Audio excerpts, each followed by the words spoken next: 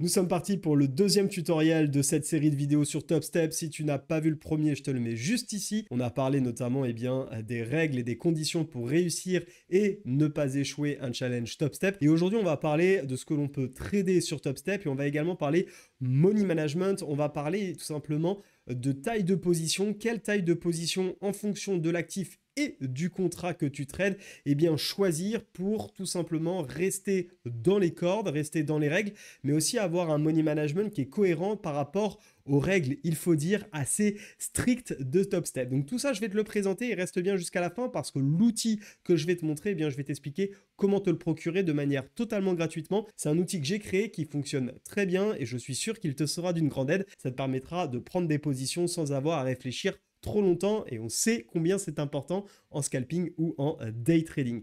Alors, pour présenter déjà les actifs que l'on peut trader, je te propose qu'on passe sur mes écrans. Avant même peut-être d'ailleurs de parler des actifs que l'on peut trader, parlons de quand est-ce qu'on peut trader, je pense que c'est important. Il faut savoir que sur TopStep, il n'est pas possible de faire de swing trading. Si tu souhaites faire du swing trading, c'est-à-dire maintenir tes positions d'une journée à l'autre sans avoir à couper cette position, il va falloir que tu trouves des alternatives et moi celle que je te propose c'est FTMO. Je te mets également une playlist que j'ai fait sur cette propre firme car pour moi les deux meilleurs c'est TopStep et FTMO et en fait on ne choisit pas TopStep ou FTMO parce qu'on veut TopStep ou FTMO, on choisit par rapport à son profil de trader. Et si effectivement on est plus à l'aise avec le swing trading, dans ce cas-là il ne faut pas forcément trop s'appuyer sur TopStep car tu ne pourras tout simplement pas le faire, il faut plutôt s'orienter sur FTMO. Il y a d'autres raisons aussi qui peuvent être intéressantes pour FTMO dont je te parle dans un instant, mais pour l'instant attardons-nous sur les heures donc de trading de TopStep. TopStep, on peut trader de minuit jusqu'à 22h10 heure française. En fait, c'est les heures ici que tu vois, 5 p.m. City, donc Central Time, et jusqu'à 3h10 p.m. Central Time.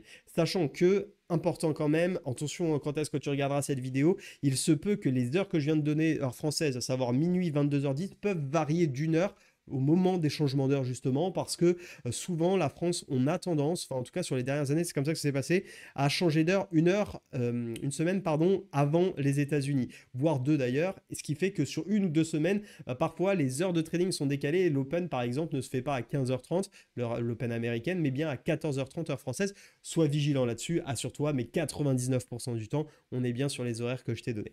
Donc ça c'est le premier point déjà, quand est-ce qu'on peut trader. Deuxième point, quels sont les produits que l'on peut trader. Et c'est vrai que ça change un petit peu du CFD parce qu'on ne va pas se retrouver avec l'ensemble des marchés, on va se retrouver vraiment avec des actifs spécifiques et ils ne sont pas tous disponibles sur TopStep. Alors plutôt que de dire tout ce qu'on peut trader, je vais plutôt te dire ce qu'on ne peut pas trader, comme ça tu vas rapidement les identifier. Concernant les indices, il y en a deux dans les principaux, bien évidemment, qu'on ne peut pas trader. C'est le DAX, qui est très souvent tradé en day trading, en tout cas par les traders, et je sais par nombre d'entre vous. Et deuxième point, c'est également le CAC 40 qui n'est pas disponible.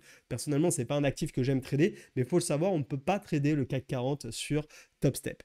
Autre marché qu'on ne peut pas vraiment trader, en réalité, il y a des alternatives, je vous les présente dans un instant, c'est le Forex. En fait, on va pouvoir trader les paires de Forex contre le dollar, mais on ne va pas pouvoir trader tout ce que je vais appeler paires mineures. Et attention, c'est un petit peu différent, même si les prix sont assez similaires. On va trader ici, vous le voyez, c'est à ce niveau-là, le CME Foreign Exchange Future. En fait, on va trader le yen japonais contre le dollar avec ce contrat-là, l'euro contre le dollar avec ce contrat-là. Et je te passe les autres, tu comprends un petit peu la logique. Pour ma part, je ne trade absolument pas en day trading le Forex. Je ne touche pas à ces contrats. Ce n'est pas forcément d'ailleurs des contrats que je connais bien. Et je pense que si tu préfères faire du Forex de manière plus globale, surtout avec des paires peut-être comme l'euro GBP ou l'AUDJPY ou des choses comme ça, je t'invite encore une fois à plutôt aller finalement sur FTMO, tout comme d'ailleurs sur le DAX. Si tu souhaites le trader, va plutôt sur FTMO, que ce soit en day ou en swing trading.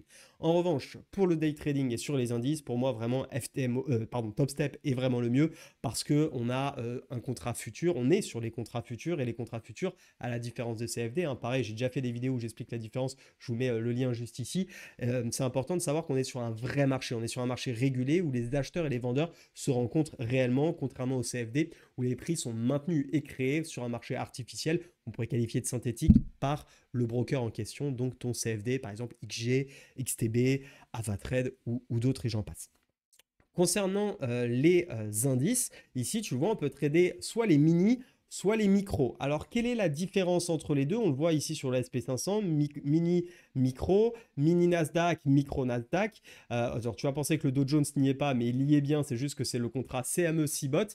Alors, quelle est la différence? Eh bien, la différence, elle va se situer au niveau de la valeur du point. Et comment on fait pour l'identifier? Savoir s'il faut mieux trader sur le mini et le micro. Non seulement je vais te donner des astuces dans la deuxième partie de cette vidéo, mais déjà de suite, sache que par exemple, si tu cliques sur Minido, ici, tu vas avoir le contrat mini, donc connaître la valeur du point. Et il n'y a pas grand chose à regarder en réalité. Tu vas juste aller sur le contract unit ici et tu vois on a 5 dollars fois le Dow Jones Industrial Average Index, average pardon pour l'anglais, indice, donc qui va nous permettre bien tout simplement de dire que la valeur du point est de 5 dollars. Et ici, on le retrouve très bien ici au minimum price fluctuation. Ça veut dire tout simplement que pour un point de variation, bien, on a 5 dollars. Donc, prenons un exemple. Si le Dow Jones est à 36 000 et qui passe à 36 001 et que tu es à l'achat, il y a donc un point de gain et tu vas donc gagner 5 dollars. À l'inverse, tu l'as compris, si ça passe à 35 999, tu perdras 1 dollar. 5 dollars, pardon.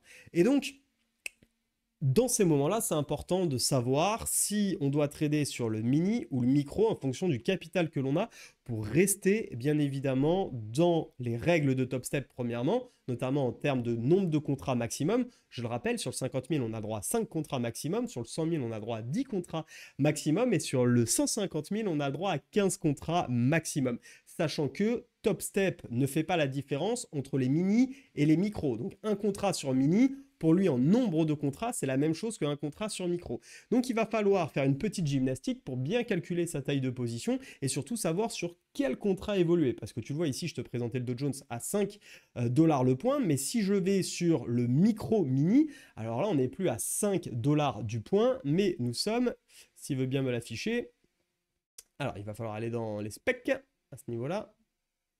On est à 0,50 dollars du point, ok, qu'on retrouve également, je pense, voilà, ici. Un point égale 50 centimes. Donc, à partir de là, il va falloir faire cette gymnastique en fonction du capital que l'on a, du money management que l'on va avoir. Et pour cela, j'ai créé un outil qui va te permettre justement de facilement savoir, en fonction de la taille de tes stop loss, si tu dois trader les micros, les mini, que ce soit sur le Gold, le Dow Jones, le Nasdaq ou le SP500. Je te présente ça maintenant. Alors avant même de te le présenter, ce que je t'invite à faire, c'est procure-le toi, tu as le lien en description, tu prends le premier ou le deuxième lien, tu verras lequel il faut prendre. Et comme ça, tu vas pouvoir manipuler en même temps que moi, tu vas voir que ça va vraiment te permettre de gagner en productivité, en efficacité dans ton trading sur Top Step. C'est vraiment un document que j'ai créé pour Top Step parce qu'il va reprendre les spécificités liées aux conditions et aux règles de Top Step qu'on a vu dans la première vidéo. Alors ici, tout en bas, comme tu peux le voir, une fois que tu l'as téléchargé, tu vas tout en bas et tu as le ruban ici qui te permet en fait de naviguer entre les différents actifs, SP500, Nasdaq, Dow Jones et Gold notamment, et aussi entre les différents types de contrats qu'il existe, le micro ou le mini. Et si jamais tu es perdu, tu sais pas où est-ce que tu en es et que tu n'es pas sûr, sache qu'à chaque fois, ici, j'ai remis la spécificité, donc d'abord le contrat sur lequel nous sommes, le ticker, donc ici on voit bien qu'on est sur le micro avec le MYM1 pour le Dow Jones, et je t'ai remis la valeur du point. Bon, un point, il n'y a pas de S à point, mais tu m'excuseras, c'est une petite erreur, c'est une habitude. Et on voit donc vraiment sur quelle est la valeur du point. Donc on sait qu'un point ici, quand il y a une fluctuation, fait fluctuer notre performance latente de 50 centimes de dollars. Donc ensuite, ce que tu vas faire, imaginons que nous souhaitions savoir quelle est la taille de position que l'on doit prendre si nous avons, on va dire, un stop loss de 35 points. On va prendre 35 et on va voir un petit peu comment le faire. Ici, déjà, tu vas sélectionner ton capital. 50 000, 100 000, 150 000. On va imaginer qu'on est sur le 100 000, on va garder celui-ci.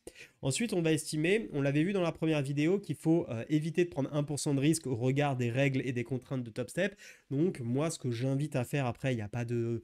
C'est pas parole d'évangile, c'est pas inscrit dans le marbre, tu fais ce que tu veux, mais c'est de prendre entre 0,25 et 0,50 grand max. Nous, on va se la jouer plutôt prudent, on va prendre 0,25% de risque. Et ici, tu as donc le montant numéraire que cela représente par rapport à ton 100 000. Attention, comme je l'ai indiqué ici, ne touche pas aux cases grises, auquel cas ça pourrait tout modifier. Alors en réalité, si tu touches à ça, ça ne va pas changer grand-chose, mais c'est plus intéressant de le voir ainsi. Surtout, touche uniquement aux cases blanches dans ce tableur. Ici, on va donc dire le nombre de stop loss que l'on a. Alors, je ne vais pas faire un cours sur le stop loss, je te mets d'ailleurs aussi une vidéo sur le stop loss si ça t'intéresse, qui n'a rien à voir avec Top Step pour le coup, mais j'avais fait toute une vidéo sur comment bien placer un stop loss. Ici, On va venir indiquer notre stop loss, non pas parce qu'on a envie de mettre 35 points, mais dans le cas où on a un setup, une configuration qui nous amène à prendre 35 points de stop loss. Donc ici, je vais tout simplement renseigner 35 points et regarde bien ce qui s'est passé. On est passé de la couleur verte ici à la couleur orange. J'y reviens dans un instant. Donc le fait que j'ai renseigné ici les 35 points de stop loss, eh bien on est venu me calculer automatiquement par rapport à la valeur du point. Surtout ne change pas cette donnée parce qu'elle est fixe et les règles de top step, notamment du contrat futur comme on l'a vu, va venir me donner le nombre de lots à prendre. Ici j'ai 14,28 et j'en passe. Pourquoi il ne faut pas venir taper 14,28? Parce que de toute façon le système ne le prendra pas en compte. Ici on est sur futur, on n'est pas sur CFD, il n'est pas possible de venir prendre des portions de contrat. Alors ce qui va se passer, c'est qu'effectivement on va devoir prendre l'entier inférieur et ça je te l'ai systématiquement fait avec une automatisation pareille où tu vas avoir ici exactement le nombre de contrats à respecter, en tout cas à prendre pour pouvoir respecter ton money management et ne pas dépasser le pourcentage maximum que tu t'es donné, à savoir ici dans notre exemple 0,25 points. Pourquoi c'est important? Alors certes, ici, tu le vois, on va mettre 14, on va pas mettre 14,28, ce qui veut bien dire que si jamais on perd le trade, on va perdre en réalité moins que 250. Et si on a un ratio de 2 pour 1, on ne gagnera pas 500, on gagnera un petit peu moins de 500 puisque finalement, on fera 2 fois 250 moins les 0,28 contrats en réalité qu'on n'aura pas pris. Bien évidemment, tu peux décider d'aller au-dessus, non pas de prendre 14 mais 15 contrats. La seule chose qu'il faut savoir, c'est que tu ne seras plus dans ton money management. Ça, c'est le premier point. Et en réalité, il y a un deuxième point qui fait que tu ne vas pas pouvoir prendre 15 mais qui est là et lié à notre exemple, c'est que je te rappelle que dans Top Step, on est limité en nombre de contrats. Le 50 000, tu peux prendre 5 contrats maximum. Le 10 000, tu peux prendre, le 100 000, tu peux prendre 10 contrats maximum. Et dans le 150 000, tu peux prendre 15 contrats maximum, sachant qu'un contrat, en tout cas Top Step, ne fait pas la différence. Je crois que je te l'ai dit en début de vidéo, je me répète, mais ne fait pas la différence entre un micro ou un mini. Donc un contrat, c'est un contrat, peu importe sa taille et sa spec. Donc ici, c'est la raison pour laquelle tu es en orange. C'est-à-dire que tu ne vas pas pouvoir en réalité prendre un trade avec 0,25% de risque avec 100 000 $ à 35 points de SL. Parce que tout simplement, tu as 14 contrats et je te l'ai remis ici. Le 100K maximum, tu as le droit à 10 contrats. Alors dans ce cas-là, on va voir si finalement, en augmentant la valeur du point, c'est-à-dire en allant sur le contrat cette fois-ci, non pas micro mais mini, il est possible en réalité de reproduire ce trade. Alors on va reprendre les mêmes conditions, 100 000, 0,25 et on va se poser la question, est-ce que finalement, si je mets 35 points de SL ici, sachant qu'on a 5 points en valeur du point, eh bien ça nous permet de prendre un trade, je rentre dans la machine et il nous faut effectivement 1,42 contrats. Donc un contrat, tu l'as compris, parce que si on va à 2, on va être largement au-dessus de notre pourcentage accepté. Là, on sera bien en dessous, parce qu'on va à 1,42, on est presque à moitié moins. Mais au moins, on a la possibilité de trader avec 35 points de stop loss en engageant au maximum 250. En réalité, ici, en prenant un contrat, on le voit bien, on engagera, à mon avis, vu qu'ici c'était 1,42, plutôt quelque chose comme 200 $. Bon. Peu importe, l'idée c'est vraiment de se dire ok, je suis tout le temps dans mon money management. Et ça, tu vas voir que c'est vraiment hyper efficace et hyper intéressant parce que ça va nous permettre de savoir sur quel contrat il faut trader, le micro ou le mini, pour être toujours dans notre money management. Moi, ce que je t'invite à faire, et c'est ce que j'ai fait de mon côté et que j'invite également lorsque je suis en coaching ou avec les membres d'Analyse Technique Pro, c'est tout simplement de se faire une liste. En général, tu ne vas pas trader 40 contrats en même temps, tu vas avoir déjà un seul capital, donc tu ne vas pas t'amuser ici à changer systématiquement, tu auras le 50, le 100 ou 150. Si tu as le 100 000, tu prends le 100 000 et tu vas venir définir ici quel est ton risque maximum que tu acceptes. C'est pareil, tu ne vas pas t'amuser à changer, un coup à prendre 0,25, un coup à prendre 0,30, un coup un 0,35. Non, tu vas essayer de toujours avoir un risque maximum qui est le même. Prenons le cas par exemple de 0,25. Et ici, ce que je t'invite à faire, pour chacun des actifs que tu vas trader, par exemple peut-être le Dow Jones et le Nasdaq, moi je sais que le Dow Jones, typiquement, je suis minimum à 20 points de stop loss et encore c'est plutôt 30 et maximum 80-85 points. C'est à peu près mes tranches de stop loss que j'ai en day trading. Et donc dans ce cadre-là, eh bien, je me suis fait un petit post-it tout simplement avec mes règles de money management et mon capital où j'ai écrit eh bien, pour 20 points de stop loss, 30, quel contrat je dois prendre et combien de contrats justement. Est-ce que je dois être sur le mini ou le micro? Et si c'est le mini ou le micro, combien de contrats je dois prendre? Même chose pour 35, même chose pour 40, 45, 50, 55. Je l'ai fait par palier de 5, ça me permet d'avoir tout de suite un repère visuel. Et comme ça, tac, dès que j'ai un setup qui arrive, par exemple un OPR, je vais acheter le pullback de l'OPR, stop loss, disons 45 points, bim, je regarde mon petit post-it, ok, c'est le mini avec 2 contrats, bam, je rentre et j'ai mon risque maximum. Et ça, tu le fais sur les 2 ou 3 actifs que tu trades et tu vas voir, ça va être un gain de temps énorme. Tu t'appuies sur cet outil pour le faire. n'hésite pas à te le procurer si c'est pas déjà fait et tu verras que tu vas avoir un trading beaucoup plus détendu. Tu vas éviter tes erreurs de calcul un petit peu à l'arrache ou quoi. Tu auras ton petit post-it. Assure-toi que les calculs sont bons. N'hésite pas à les tester en démo. Comme ça, tu es sûr et certain que tu peux y aller les yeux fermés. Et tu vas voir que déjà, rien que ça aide pas mal à réussir un challenge Top Step. Si tu as aimé cette vidéo, n'hésite pas à mettre un beau pouce, j'ai pas mal travaillé pour toi et je suis persuadé que tu aimerais, si tu n'avais pas vu cette vidéo, eh bien que quelqu'un te la recommande pour t'aider à te lancer sur Top Step. Et le fait de liker permet à l'algorithme YouTube de montrer que le contenu est bon et donc de diffuser ma vidéo au plus grand nombre et donc d'aider d'autres traders comme toi qui cherchent un coup de main pour bien démarrer sur Top Step. N'hésite pas également à t'abonner si ça t'a plu car il y a d'autres vidéos et d'autres bons conseils qui arrivent sur Top Step. Je te souhaite une excellente journée. Je te dis à très vite. Ciao!